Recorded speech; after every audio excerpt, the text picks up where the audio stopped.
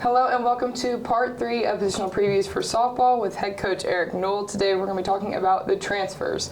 Okay, coach, big group of athletes here, 9 transfers. Tell me about them coming into Troy and teaching them the way that they play here in Sunbelt. Sure. Well, I think the biggest thing that they've brought is perspective. I've said that oftentimes, and I mean that from the bottom of my heart. You had 4 right out the gate that came from P4 programs and University of South Carolina, NC State, Texas Tech, and Michigan State, and so they played at a high level. They've seen a high level. You know, our kid from Texas Tech played with arguably the best pitcher in the country, in Niger Kennedy. She batted against Jordy Ball at Nebraska.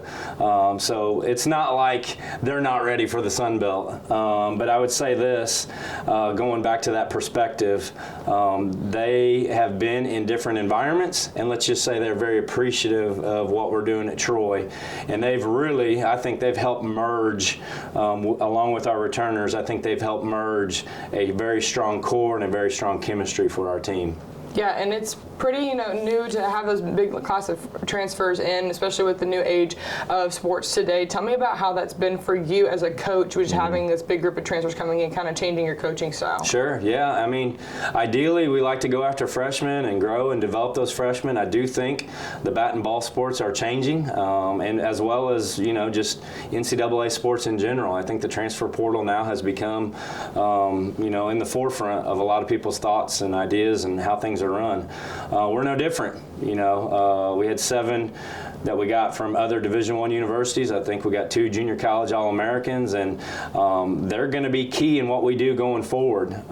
In May, when we had several leave our program, that was not fun. But being that we coach female sports, I feel like as a head coach of a female sport and women's softball, we are very relationship centered. So to see people that you care about leave, that's bothersome. But I am so appreciative of the ones that we got in.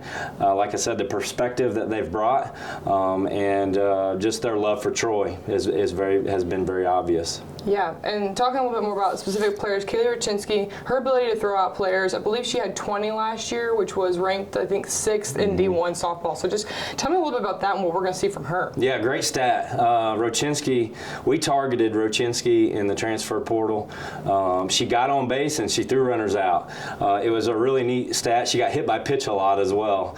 And just a kid that we thought would be gritty and tough. Threw a lot of runners out. That was a bit of an issue for us last year, so we targeted her. We landed, and having some conversations with some other P4 programs, they did say that Rachinsky was on their board, so that was a big land for us.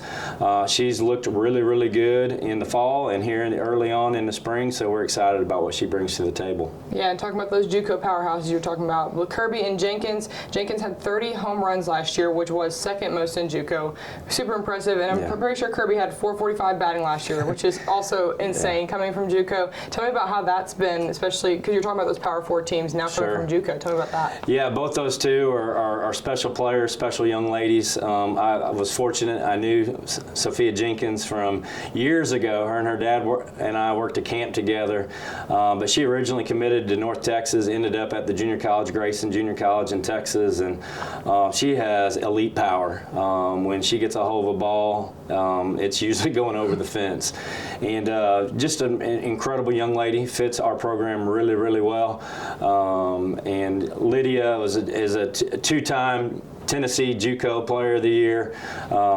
She's an All-American. Both Sophia and Lydia, I think, were 2nd and 3rd in the country in RBIs. Both of them can hit home runs. Both of them defend well.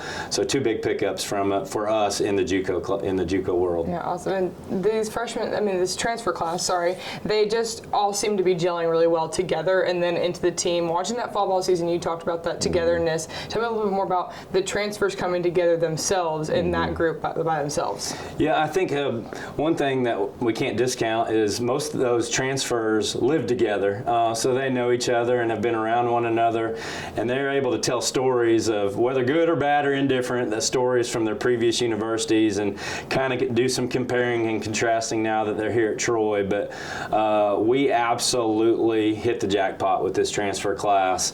I think, I hesitate starting naming players because I'll leave out names, but you got Amity from from South Alabama, Rochinski from UTSA, Munson from NC State, Kai Ricks from South Carolina, Ella Cunningham from Michigan State, Kylie Huffman from Texas Tech. You got our JUCO kids, and if I left anybody out, I apologize. But man, it's incredible to see how well that they have gotten along and have brought that perspective, and then how it's just kind of assimilated within our team and brought the returners together and the freshmen together. Awesome. Well, thank you so much, Coach. And thank you for coming to part 3 of Positional Previews with Softball.